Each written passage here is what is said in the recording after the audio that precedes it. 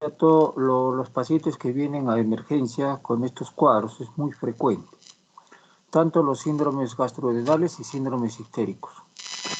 Entonces, acá van a tener lo básico en cuanto a la semiología, que es lo más importante, y en segundo lugar,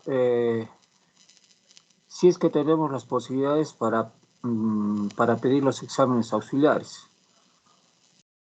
Muchos de nosotros vamos a ir a trabajar a sitios alejados y lo que hacen algunos médicos recién egresados es pedir análisis. No, señores, el diagnóstico se hace con la semiología. Si no hay pues, el laboratorio o rayos X, es mala suerte, pues, ¿no? No vamos a hacerlo al revés. Primero pedir los análisis y después hacer el examen. No, primero es el examen, la anamnesis, todo eso, y si no hay, pues con eso nomás se diagnostica. Pero si tenemos, en buena hora. Entonces empezamos con los síndromes gastroduodenales. Ustedes bien saben que en el estómago tiene dos funciones principales: la función motora y la función secretora.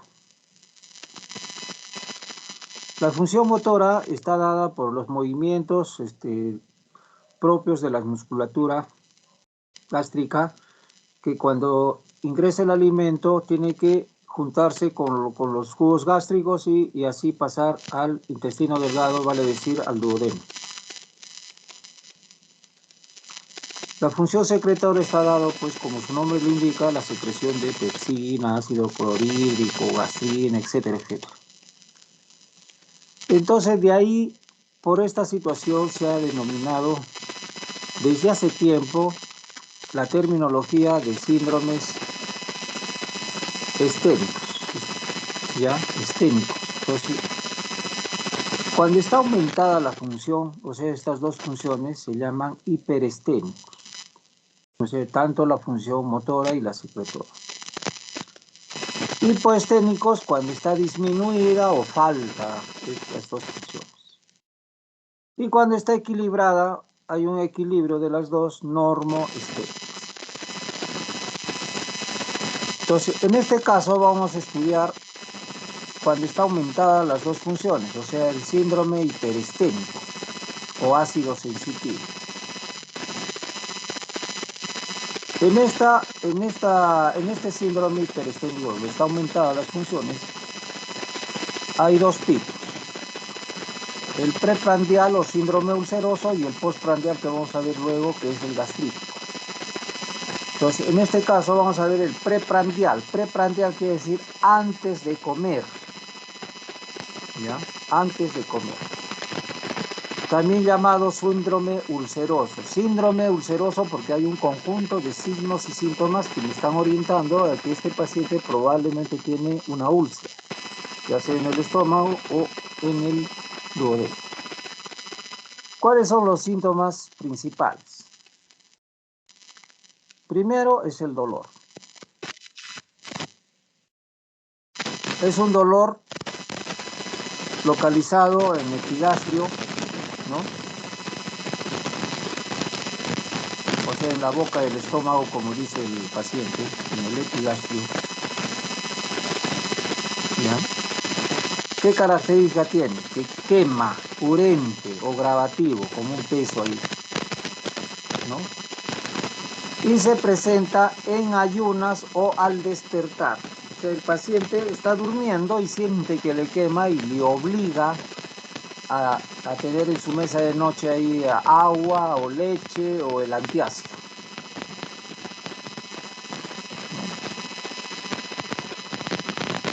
Puede presentar náuseas y vómitos. Y estos vómitos obviamente calman el dolor porque está eliminando pues los jugos gástricos que tienen ácido, entonces le calma.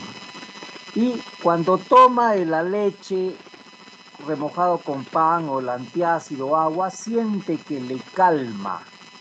le calma, esa es la característica. Le quema el estómago, el epigastrio, y es preprandial antes o en ayunas o al despertar, y cuando ingiere leche o el antiácido nota que le calma. Entonces esto quiere decir de que el paciente tiene un nicho ulceroso, ¿no? Hay una solución de continuidad ahí que está en exposición a los ácidos del estómago. Y cuando uno ingiere, entonces ese alimento va a ir a cubrir, a tapar esa solución de continuidad. Entonces por eso el paciente dice, cuando tomo leche, doctor, o como algo, me calma, me calma. Esa es la característica del síndrome ulceroso. Cuando esto es grave, obviamente va a presentar pues el paciente hematemesis, o sea, va a haber un vómito de sangre no oscura, y la deposición va a ser como la brea, que ya conocen ustedes como la melena. Como síntomas accesorios va a haber regurgitación ácida, o sea, el paciente siente que se le sale y es ácido, y va a tener aerofagia. Eso por la ansiedad va a tragar aire, ¿no?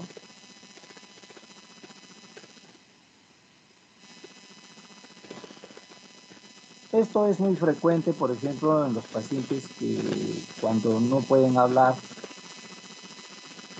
o sea, cuando están sedados. Ahora en esta pandemia, los pacientes que están con COVID están sedados porque están con ventilador mecánico. Entonces lo sedan, lo relajan para que no se mueva, ¿no es cierto?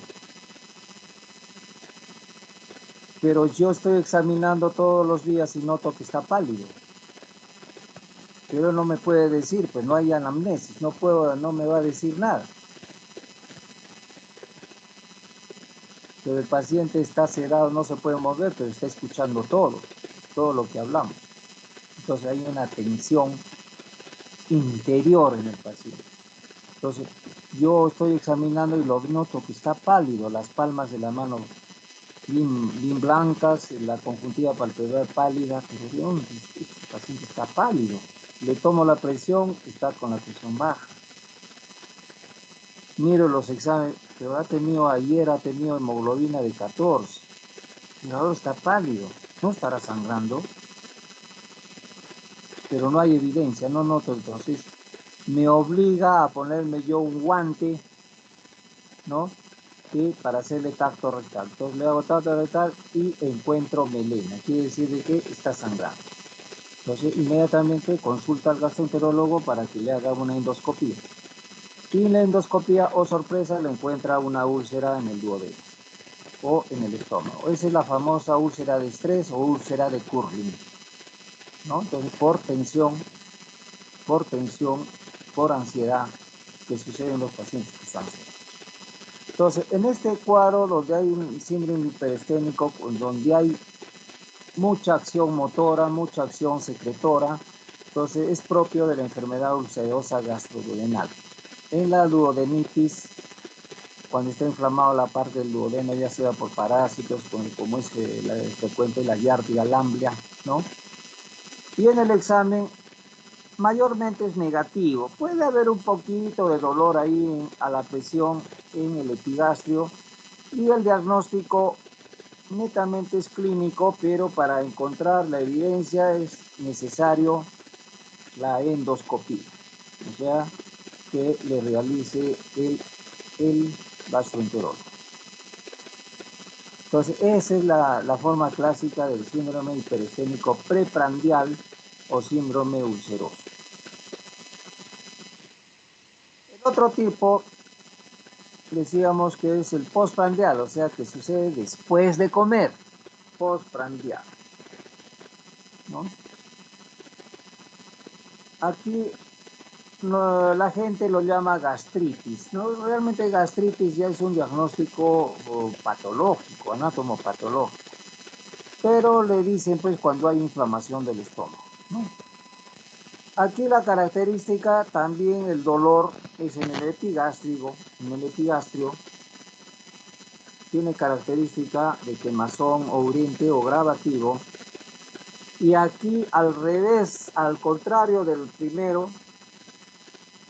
aumenta con la ingestión de alimentos. Aumenta, o sea, ingiere alimento y le aumenta el dolor, el ardor. Le va a obligar a vomitar, tiene náuseas, vinagreras, ¿no? Y puede presentar en algunos casos hasta hematemesis.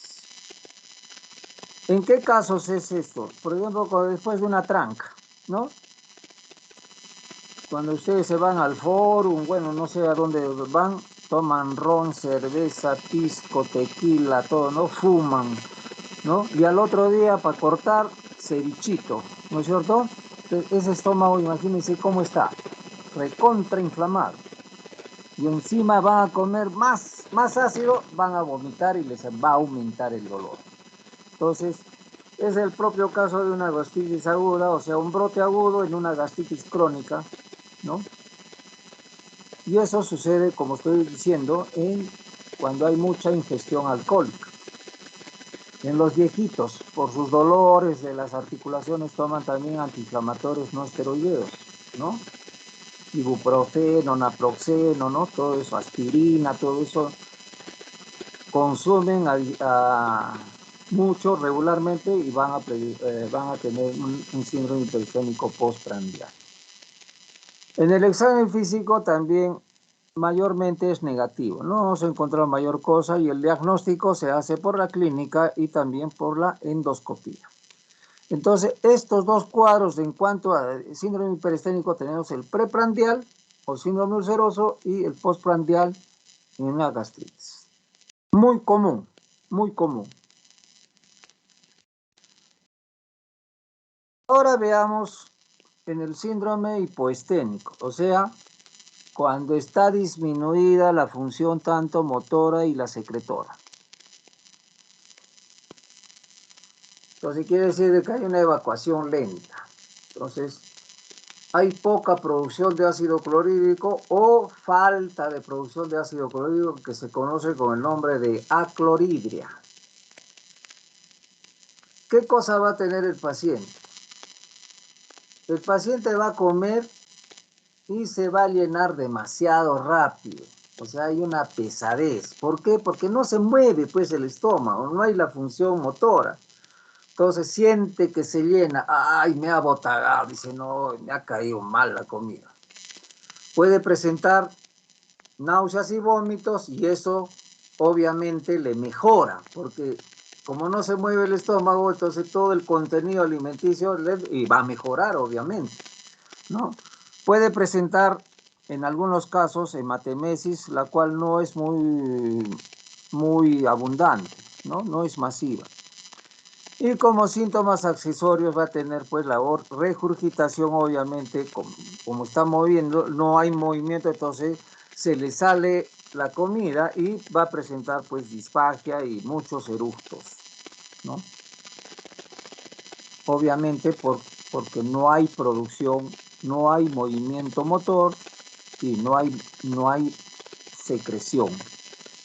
Entonces obviamente el paciente se llena demasiado rápido. en qué situaciones se presenta esto? En las gastritis crónicas atróficas, evolutivas. O sea, si a nosotros nos hicieran un estudio anatomopatológico, obviamente vamos a tener un tipo de gastritis crónica, ¿no? A todos nosotros, porque nuestra comida, ¿cómo es? Es muy condimentada, ¿no? Muy condimentada. Y así nos gusta comer, y encima el rocoto, todas esas cosas, ¿no? Entonces, obviamente, eso también va a haber destrucción de las células parietales, que son las que producen el ácido clorhídrico. El otro caso es cuando ya el estómago ha sido invadido por un proceso neoplásico maligno. O sea, las células cancerosas van a destruir la submucosa y es el caso de la limititis plástica o carcinoma donde cuando se hace la autopsia el estómago toma la forma de una bota de vino.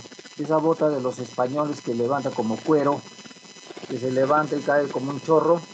Así es igualito el estómago en la limititis plástica. En el examen físico también muchas veces es negativo y en algunos casos podemos encontrar la presencia de una masa tumoral en el epigastrio, ¿ya? El diagnóstico obviamente es por la endoscopía, ¿no? De repente vamos a encontrar también el ganglio de Virchow en el lado izquierdo, en la región del cuello.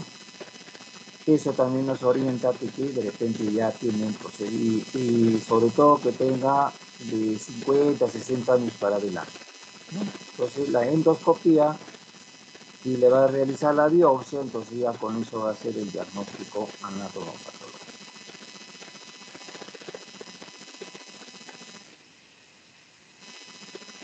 El otro síndrome gastroduodenal es el síndrome pilórico.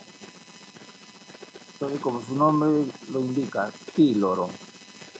Es el esfínter inferior, ¿no es cierto?, del estómago que va a comunicar con el duodeno, y el cardias es el de arriba, ¿no?, de esófago y cardio. Entonces, en el pilórico, los síntomas que va a presentar el paciente es un dolor cólico de inicio insidioso, o sea, de menos a más, localizado en el epigastrio. Siempre es postprandial, o sea, come y después va a presentar toda esta molestia. Ultra tardío, dice, incluso puede ser media hora, una hora después de que come. Va a presentar náuseas y vómitos alimenticios.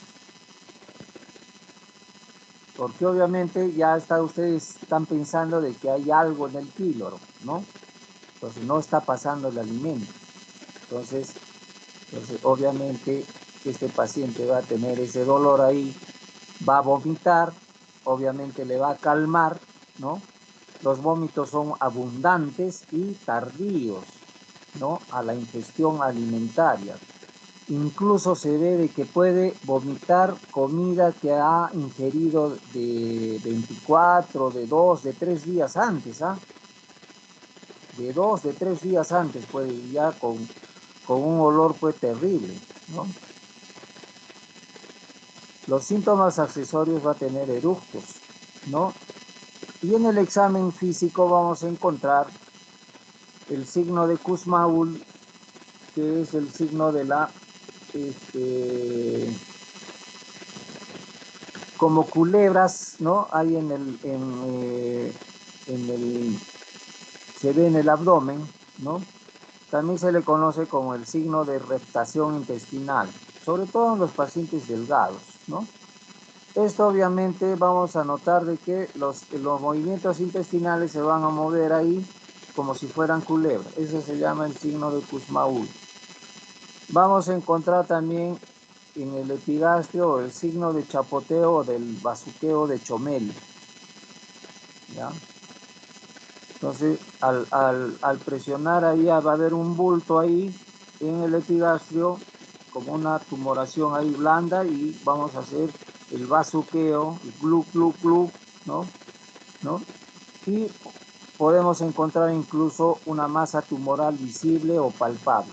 También ahí el ganglio de Virchow, ¿no?, en el lado izquierdo, sobre todo en la región supraclavicular.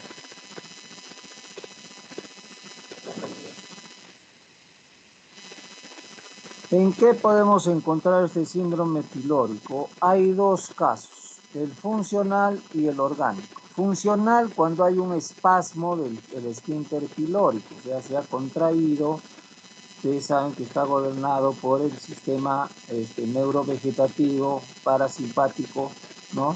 Entonces hay un espasmo, entonces no permite que pase el alimento al duodeno, entonces va a tener todas esas molestias, entonces va a necesitar medicación, ¿no? Y el orgánico, que puede ser de dos tipos, el benigno y el maligno. Benigno, que haya tenido el paciente ahí una úlcera y al cicatrizar ha disminuido pues ya la luz, ¿no? Entonces al cicatrizar disminuye la luz, entonces obviamente los alimentos van a tener dificultad para pasar al duodeno. Y el maligno, cuando ahí ya se ha implantado una neoplasia maligna, ¿no? Que no permite el paso. Entonces el diagnóstico netamente es clínico por semiología y ya para la evidencia la endoscopía y la biopsia. Entonces, estos tres síndromes son los más frecuentes en la práctica clínica diaria. Así de fácil. Ahora veamos el otro gran tema que son los síndromes ictéricos. Ictericia, ya saben, cuando han estudiado semio 1, es el tinte amarillento de piel y mucosa, ¿cierto? 4 tipos: radínica, verdínica, rubínica y melánica, ¿no? Ya han estudiado esto.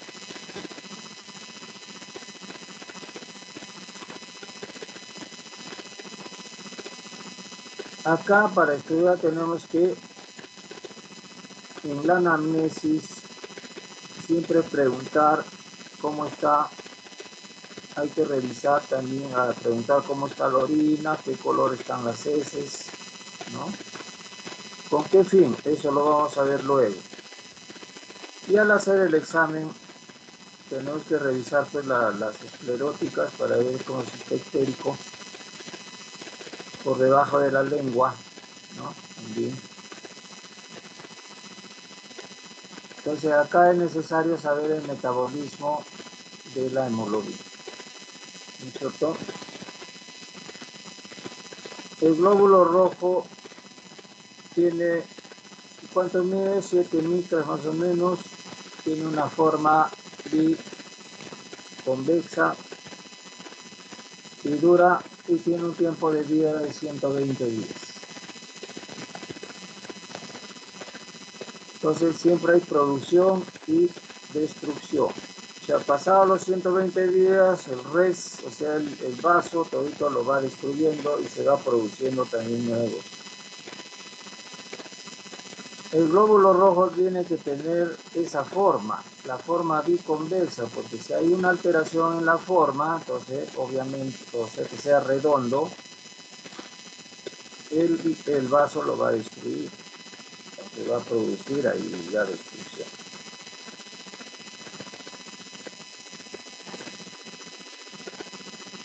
Entonces, a partir de esto se forma la bilirrubina inicialmente indirecta, la cual va hacia el hígado acompañada de una proteína, la albúmina, para que se conjugue, ¿cierto?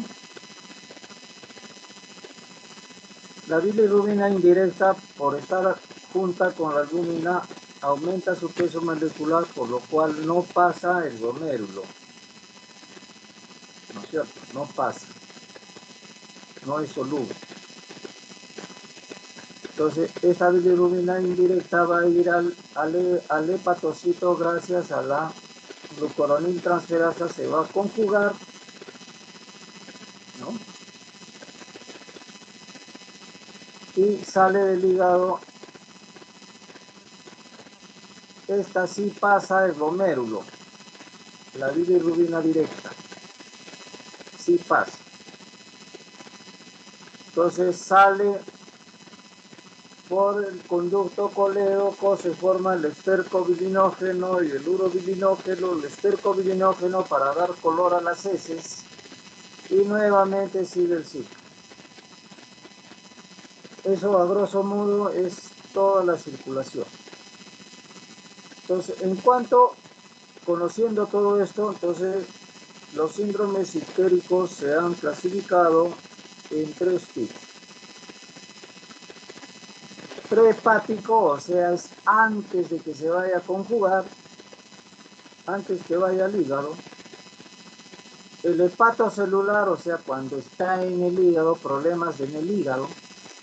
Y el poshepático, o sea, después que sale, ya no hay nada de antes ni en el hígado, sino es después. Poshepático. Esa es la clasificación en cuanto a los síndromes ictéricos. Lo que veamos ahora en el síndrome ictérico prehepático. O sea, acá es antes. ¿Cuál es la etiología de este prehepático? Por ejemplo, tenemos enfermedades congénitas. En la anemia drepanocítica, o sea, hay sobre todo en la raza negra, donde el glóbulo rojo tiene otra forma, ¿no? Incluso hay diferencia en la hemoglobina, la S, la M, entonces por eso se destruye más de causa congénita porque nacen así, ¿no? Mucha destrucción, entonces va a haber un aumento de la bilirrubina indirecta. El otro caso también congénito es la esferocitosis, o sea, el glóbulo rojo no tiene la forma biconvexa, sino es redonda, entonces obviamente el vaso lo va a destruir. Tenemos también en el síndrome de Gilbert, en donde hay una alteración ahí en el receptor, sobre todo de la glucoroniltransferasa, que en este síndrome de Gilbert es de hallazgo ocasional, o sea, son pacientes jóvenes, ¿no? Que de repente le piden un perfil hepático y les encuentra bilirrubina indirecta aumentada. O sea, hay hiperbilirubinemia, pero con cifras de bilirrubina directa normales y no tienen ninguna trascendencia. Y se ve que en estas pacientes aumenta la situación en situaciones de estrés, ¿no?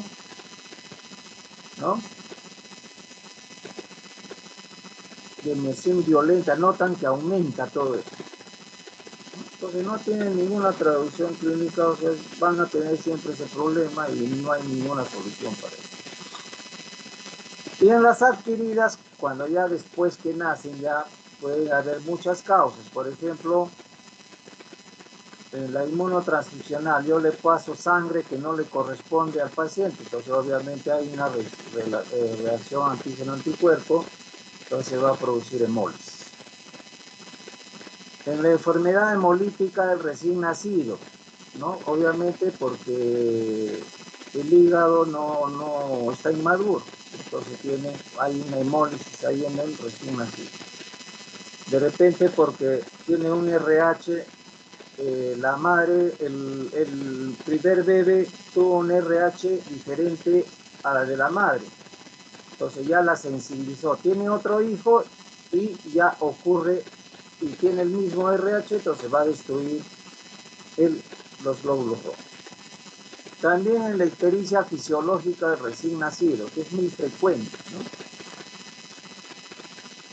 Por inmadurez del hígado, ¿no? Todavía no tiene pues la glucoroniltransferasa, todo eso, entonces es pasajero. Y algo que es muy frecuente en los hospitales, sobre todo por personal médico o enfermería, donde administran agua destilada pura, o sea, ponen el frasco purito, le pasan por la vena. Esto nunca se debe hacer, eso destruye los glóbulos rojos. ¿Sí? Si hay necesidad de pasar agua destilada, siempre tiene que ir con sodio, potasio, no solito, porque destruye los glóbulos rojos. También de acción tóxica por el veneno de la serpiente, también produce hemolis. En las bacterianas tenemos, por ejemplo, el Clostridium welchi, que es un anaerobio, sobre todo cuando hacen maniobras abortivas clandestinas, ¿no? En la Bartonella, ya estamos próximos al Día de la Medicina, ¿no? ¿Quién es el padre? Es Alcides Carrión, por la enfermedad de la verruga peruana, ¿cierto? Es el mártir. Y en cuanto a parásitos tenemos el Plasmodium, el paludismo, donde el Plasmodium vivax vive dentro del glóbulo rojo y lo destruye. Y la leptospira, que es otro germen en la cual también produce la enfermedad de Weil, por comida de cerdo o carne de chancho contaminado con heces de rata. Acá no es frecuente eso. En Chile sobre todo es frecuente, ¿no? Es la enfermedad de Weyl o ictericia hemorrágica, ¿no? Produce hemorragia también. Entonces, todas estas son las causas en cuanto a síndrome ictérico prehepático. Obviamente hay destrucción, ya hemos visto. Ya estoy suponiendo de que va a haber mucha producción de bilirrubina indirecta. ¿Cuáles son los signos y síntomas que va a tener el paciente? Todo es antes, todo es antes. No está yendo todavía al hígado. Va a presentar una ictericia flavínica, o sea, es una ictericia, el color de las escleróticas va a ser un color amarillo pálido. Y eso es lo que aparece cuando hay hemolis. La orina va a ser de color normal. Ya he dicho de que la bilirrubina indirecta que está aumentada no pasa el glomérulo. ¿Por qué? Porque está acompañada de la albúmina, entonces por su aumento del peso molecular no pasa el glomérulo. Las heces van a estar muy coloreadas, o sea, va a haber hipercolia.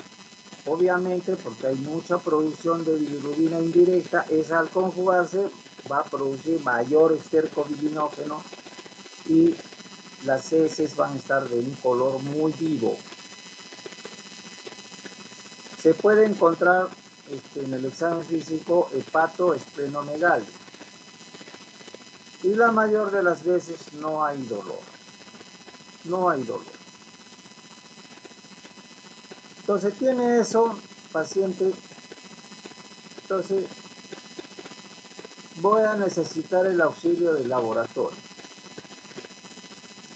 ¿Qué voy a pedir? Las pruebas de función hepática.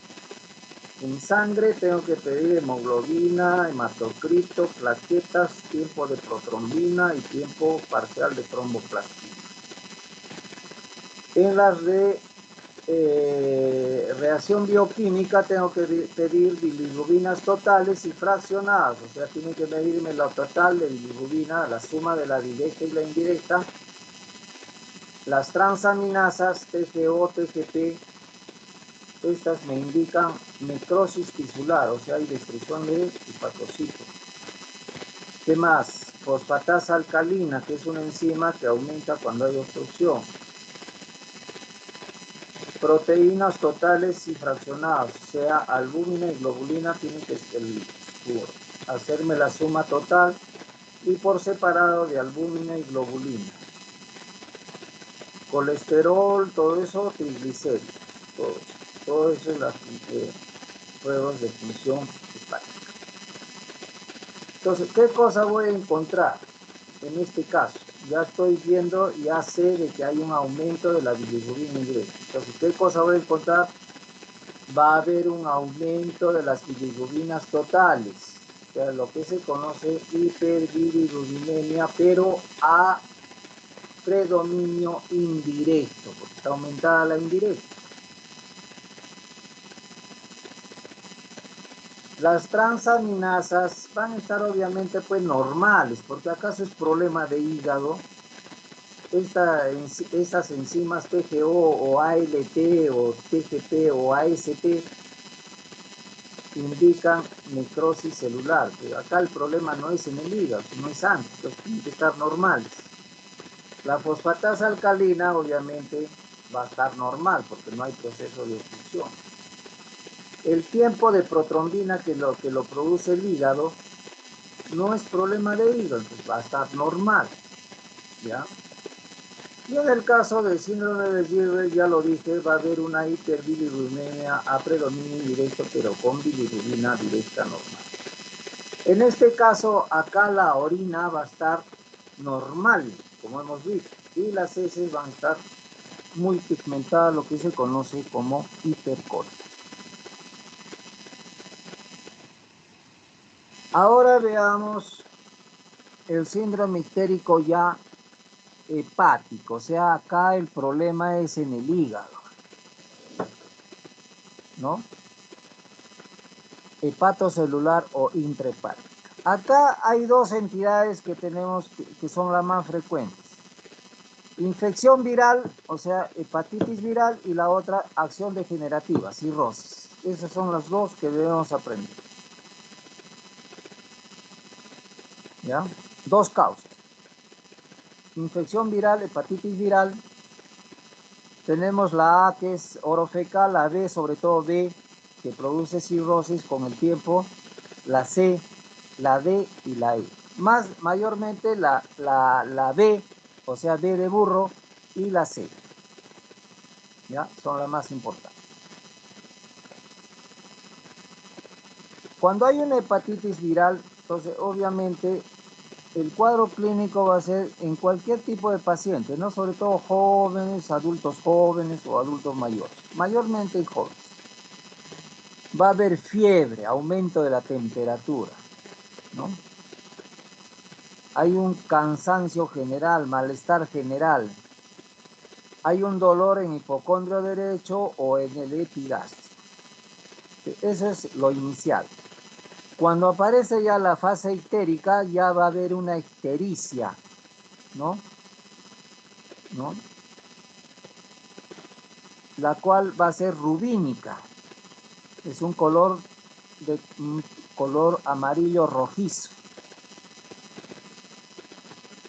Va a haber coluria. O sea, la orina va a estar como Coca-Cola. Y las heces también van a estar muy pigmentadas, hipercolia. Entonces acá el problema es en el hígado, porque ya están suponiendo que el virus está destruyendo el hepatocito.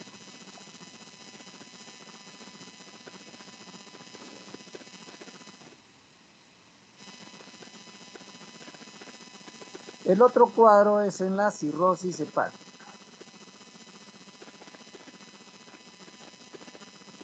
Pero veamos antes mejor o lo vamos a ver luego. A ver. En la cirrosis hepática, entonces, cuando hay un efecto ya degenerativo, puede ser porque el paciente ha tenido una hepatitis viral hace tiempo y después se ha producido una cirrosis. Y lo que es más frecuente, la cirrosis posalcohólica. Cuando ha habido mucho consumo de licor, sobre todo el licor barato, pues, ¿no? Ya cuando ha bebido tanto, ya no tiene dinero, ya tiene que tomar el aguardiente, el trago barato que venden, alcohol metílico, ¿no? En la cirrosis hepática, sobre todo en la posalcohólica, hay unos síntomas y signos característicos, de esos tenemos que conocerlos, ¿no? Obviamente va a haber una ictericia rubínica, va a haber coluria, o sea, la orina está muy coloreada. Heces con mucho color, hipercolia. El paciente va a tener en la piel telangiectasias, o sea, esas arañas vasculares, ¿no? La palma de la mano va a estar muy roja, que se conoce como palma hepática. El paciente cirrótico también tiene una hipertrofia de la región parotidia, así como Kiko, hay un aumento del volumen ahí de las parótidas. La facies es rubicunda, medio colorado, con nariz roja, ¿no? Va a haber ginecomastia, o sea, le crece las mamas en el varón, ¿no? Y esto por el aumento de estrógenos. Hepatoesplenomegalia, eso era al inicio, pero que ya cuando hay cirrosis declarada, el hígado, por el contrario, ya se achica. De repente el vaso sí puede estar crecido, pero el hígado ya está chico. Como no hay producción de albúmina, entonces obviamente el paciente va a tener ascitis y derrame pleural. Tanto por la síndrome de hipertensión portal, ¿no? Entonces va a haber ascitis, o sea, líquido, agua en la cavidad peritoneal y agua también en la cavidad pleural. Obviamente son pacientes que ya no tienen ya el deseo sexual, ¿no? Hay una gran disminución de la libido y no tienen erección. no puede, ¿no? No hay erección, o sea, impotencia coeúnica, por más que tome sildenafil. También vamos a encontrar pérdida del vello axilar y el pubiano, no hay. Es una piel seca, áspera, rugosa. La lengua también es rojo vinosa y también va a haber una hipotrofia, una disminución en el volumen testicular. Entonces todo eso es característico en el cirrótico. Ahora veamos en las pruebas de función hepática.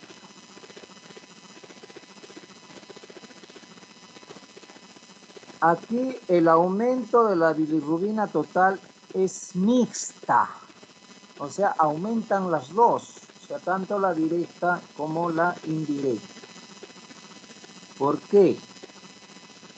Porque como hay ruptura del cemento intracelular entre hepatocitos, ¿no?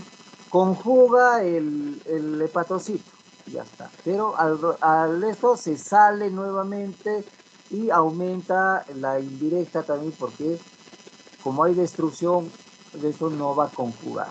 Pero aún así el hígado es un órgano tan noble que ya cuando ya no puede más, ya recién ya comienza a decaer. Es igual como el páncreas, aunque sea con un poquito, sigue secretando insulina.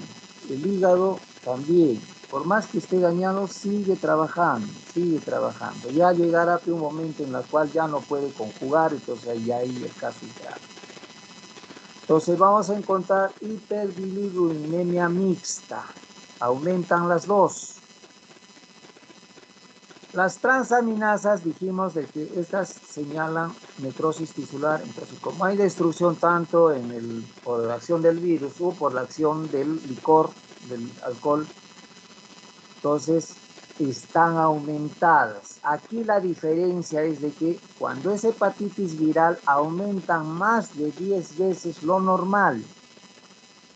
En hepatitis viral aumentan más de 10 veces, o sea, normalmente es 50, 45, 50, por encima de 1000 deben estar ahí. Eso ya me indica de que se trata de una hepatitis viral. En cambio, en la cirrosis aumenta, pero no tanto como en la viral. La fosfatasa alcalina al inicio va a estar normal, pero con el tiempo, como hay colestasis, aumento ahí de la tensión, entonces va a aumentar la fosfatasa alcalina. El tiempo de protrombina ya en la sangre, la protrombina es producida por el hígado, sirve para la coagulación, ¿cierto?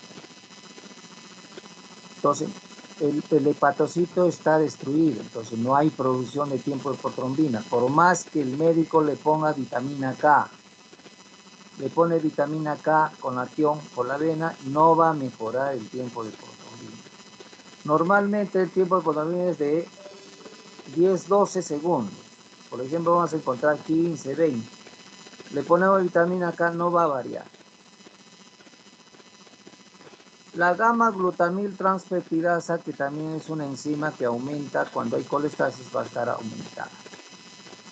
En cuanto a las proteínas, obviamente, como no hay producción de albúmina, van a estar disminuidas, sobre todo la albúmina y la globulina. En la cirrosis va a haber una relación albúmino-globulina donde hay inversión, la globulina va a estar aumentada, ¿no? Nos sirve también para ver esa relación ahí. Y en el sangre vamos a ver, obviamente, que hay disminución de la hemoglobina,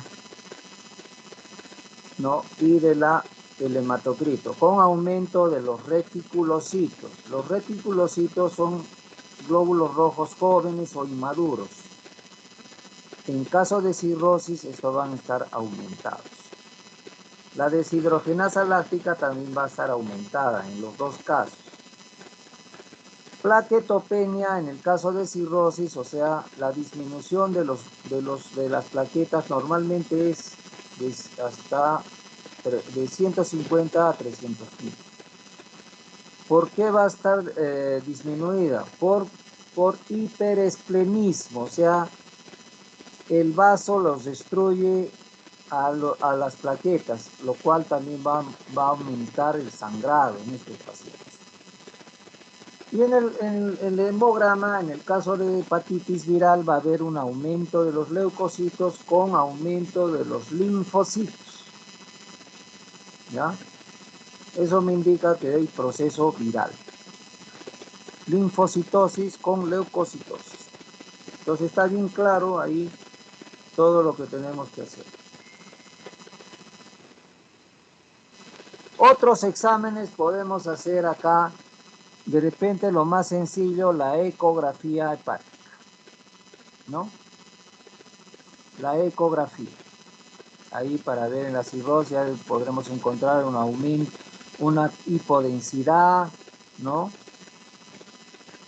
Una hipodensidad del hígado ya que está lleno de grasa, ¿no? En el caso de cirrosis alcohólica, ¿no? Todo eso nos sirve para. Ahora veamos el último caso, que es el síndrome ictérico poshepático. Entonces, como su nombre le indica, post-hígado. Acá no es antes ni es durante, es después. El problema es después. ¿Ya? Entonces, acá tenemos el único caso, el caso que tenemos es coledocolitiasis. Colédoco, que es el conducto que sale, que se forma de los hepáticos, el hepático común, ¿no? Y colédoco, ¿no es cierto? Litiasis, piedra. Entonces hay una piedra o un cálculo ahí en el colédoco que está obstruyendo el pasaje de la bilirrubina directa que está saliendo, entonces no deja pasar. También se le conoce con el nombre de síndrome coledociano. O sea, coledocolitiasis o síndrome coledociano es igual. Entonces, veamos en este caso. Hay un cálculo en el colédoco. ¿De dónde ha venido ese colédoco? De repente por una litiasis vesicular. Este paciente tiene cálculos en la vesícula, como que la vesícula es un reservorio de bilis, ¿no? Entonces ahí se concretan todos los líquidos y se forman cálculos de varios tamaños, los grandes, pequeños. Los más chiquitos son los más peligrosos porque ellos al salir pueden enclavarse en el colédoco y producir este síndrome, ¿no? Entonces, ¿en qué pacientes se presenta? Son pacientes que tienen ya litiasis vesicular, o sea, son pacientes que tienen una dispepsia grasa, o sea, cada vez que comen grasa, siente que le cae mal, o es vinagrera o le viene dolor, pero como le gusta la grasa, pues le gusta el adobo, le gusta el cordero, le gusta el tocto, eso que venden en Arancota, tocto, esa grasa que lo hacen cocinar y con tostado, tocto. Hay gente que le gusta el cebo, le gusta también el pollo a la brasa, le gusta pues, con el pellejo, que les gusta, ¿no? Toma su Inca Kola, todo eso pues pura grasa, ¿no? Han visto la grasa que se forma.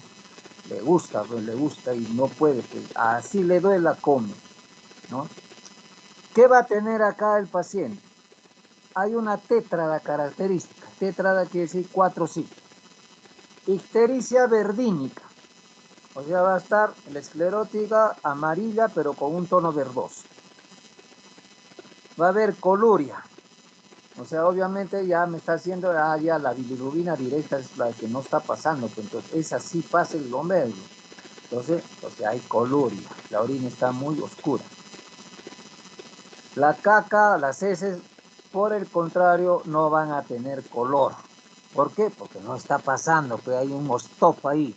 Entonces no se forma el esterco bilinógeno, entonces las heces van a ser de color cenizo. Y el dolor que es característico es un dolor cólico localizado en hipocondrio derecho. ¿Por qué? Porque no pasa, pues, no pasa esto y eso se agarra ahí. Entonces, esta es la tétrada. Característica, ictericia verdínica, coluria, cólera y dolor en el hipocondrio derecho. ¿Tiene eso? Esa es una coleocolitis. Como no pasa, la complicación más frecuente es la colangitis. y la pancreatitis. ¿Ya? Colangitis, toda la vía biliar se inflama, entonces va a producir ahí ya una infección. Y pancreatitis, se va a activar ahí el páncreas produciendo una pancreatitis asociada. ¿Cómo podemos determinar la colangitis? Mediante la tríada de Charcot. La tríada de Charcot tiene eso, tiene colangitis. ¿Qué es? Fiebre con escalofríos, ictericia y dolor en hipocondrio derecho. Característico. Tiene fiebre, ictericia y dolor, hay colangitis. Entonces, además de la coleocolitis, hay una infección, entonces tiene que recibir antibióticos. Si no, se va a empeorar.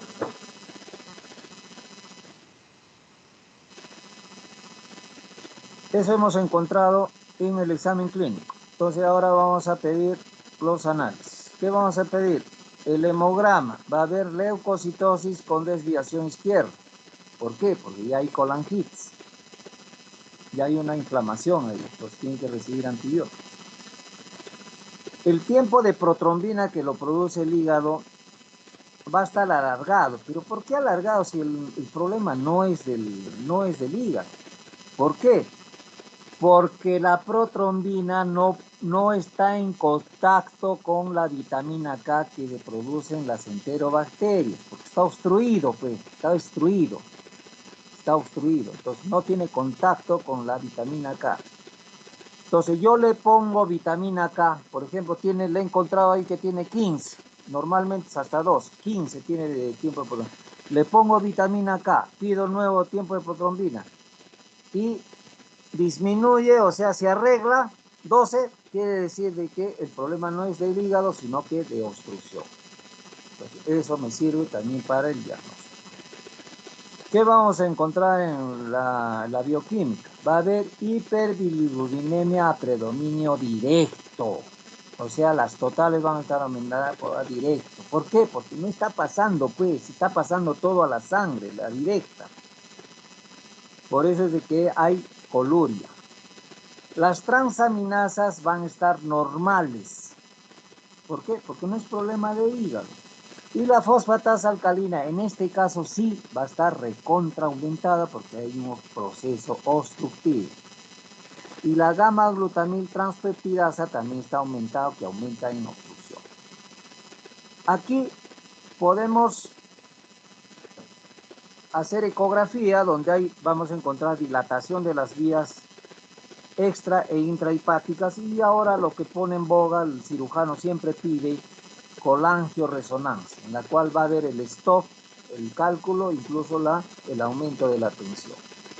Y el tratamiento va a ser netamente quirúrgico, obviamente con administración de antibióticos, o sea, también médico. Primero tiene que enfriar el cuadro y después, porque si entra así nomás, todo se deshace. Entonces tiene que poner antibióticos y operar también, sacar el cálculo o ponerle un stent ahí, ¿no? O de repente le pone una sonda Arquer ahí para que desagüe en una botella para afuera. Una vez que sale ya le sacan todos. Este sería el cuadro que es el más frecuente, agudo, ¿no? En personas de 40, 45, sobre todo más en mujeres, ¿ah? Le gusta la grasa, ¿no? Y coleocolitias. Complicación frecuente, colangitis. Ahora veamos de las neoplasias malignas. O sea, ya un proceso canceroso. Lo más frecuente es carcinoma de cabeza de páncreas y carcinoma de ampolla de Bartter. Es lo más frecuente. ¿En quiénes se presenta? Ya gente mayor, ¿no? De 60 para adelante, 60, 70, 80, ¿ya? Obviamente ya esto lo lleva tiempo. Ustedes ya saben cuando el cáncer ya no avisa. Ya cuando se manifiesta quiere decir que ya está avanzado.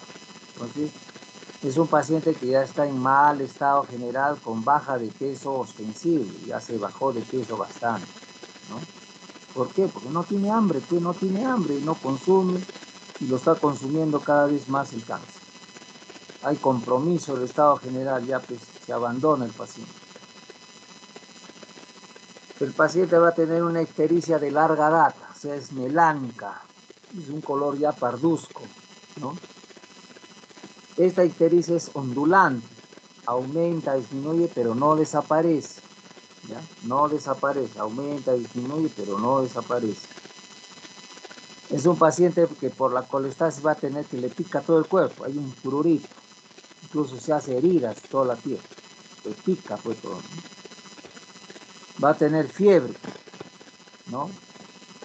Vamos a encontrar el signo de Courvoisier-Terrier, sobre todo en neoplasia, que es una tumoración que encontramos en la palpación en hipocondrio derecho, de consistencia dura.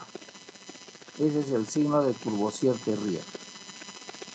Algunos cirujanos también le llaman eso cuando encuentran una tumoración blanda, de consistencia blanda. Le llama, pero realmente no es eso. El signo de Courvoisier-Terrier más fue dirigido cuando hay neoplasia, o sea, consistencia dura, pétrea. Pero algunos lo llaman, como les digo, cuando encuentran una tumoración forma de palta, ¿no? Pero consistencia blanda, remitente. Remitente quiere decir que presiono y regresa, como presionar un globo lleno de agua, así. Eso sucede cuando hay hidrocolecisto, o sea, cuando la vesícula está llena de virus, ¿ya? Les pongo esto porque pueden escuchar esto. ¿Qué vamos a encontrar en el examen laboratorial? Va a haber hiperbilirubinemia, pero directa. Aumenta pues la directa, porque no pasa. Las transaminasas van a estar aumentadas. ¿Por qué? Porque no es problema, no, pues ya el hígado ya está invadido por el cáncer, o sea, ha habido metástasis, y también porque ya lo lleva tiempo, entonces hay una colestasis que está dañando ya el hepatocito. Tanto por el cáncer que ha habido metástasis, pues están aumentadas las transaminas. La fosfatasa alcalina obviamente también va a estar aumentada, ¿no? El tiempo de protrombina va a estar alargado, obviamente, porque ya no hay producción, pues el hígado está dañado por la metástasis, ¿no? Por más que le pongamos vitamina K. Va a haber plaquetopenia. ¿Por qué? Porque hay un hiperesplenismo y los marcadores tumorales van a estar positivos, sobre todo CA 19.9, ¿no? Marcador CA 19.9, de repente alfa-fetoproteína también podemos pedir, o carcinoma antígeno embrional. Entonces, todo eso es lo que quería decirles. Si tuvieran alguna pregunta que hacer, estoy ya no a escuchar. Así de fácil es esta clase. Hemos terminado con el justo tiempo. ¿Alguna Doctor, pregunta? bueno, sí, sí, yo tengo una pregunta con respecto a la ictericia. Leí de que también va a causar picor en el cuerpo, o sea, va a ser tan intenso que a veces los ¿Qué pacientes caso? también incluso llegan a herirse. ¿Eso qué tan frecuente es, doctor? ¿O en qué ¿Qué ocasiones caso? ¿Qué caso? ¿En qué caso? específicamente lo encontró? ¿En qué caso? Lo que le comentaba, o sea, la ictericia que llega al punto de que el paciente se rasque tanto la piel que se haga, que se No, la pero lastime. ictericia es el tinte amarillento de piel en mucosas. Sí, Estás es con que le comentaba el que yo leí que la prurito, ictericia. el prurito no es por la ictericia, es por aumento de situaciones ahí de alergizantes, por eso que no es producido por la ictericia, sino que le pica, se rasca mucho, todo eso es, Bueno, entonces eso es lo que no pero no tenía es yo producido entendido. por la ictericia, no, Ya, ya, muchas gracias, doctor. porque prurito también hay en la cirrosis, ¿ya? Otra pregunta.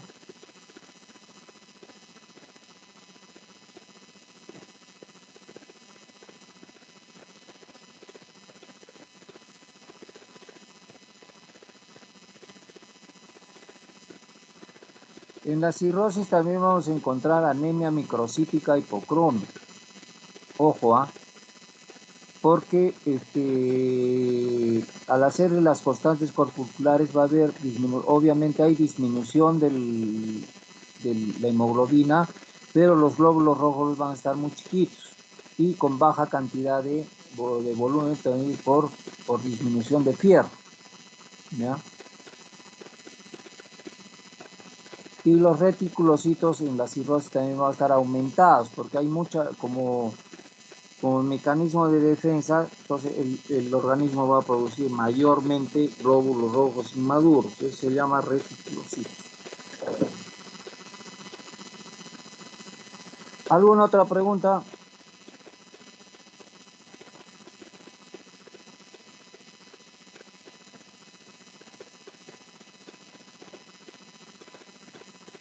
No hay, entonces hasta ahí nomás.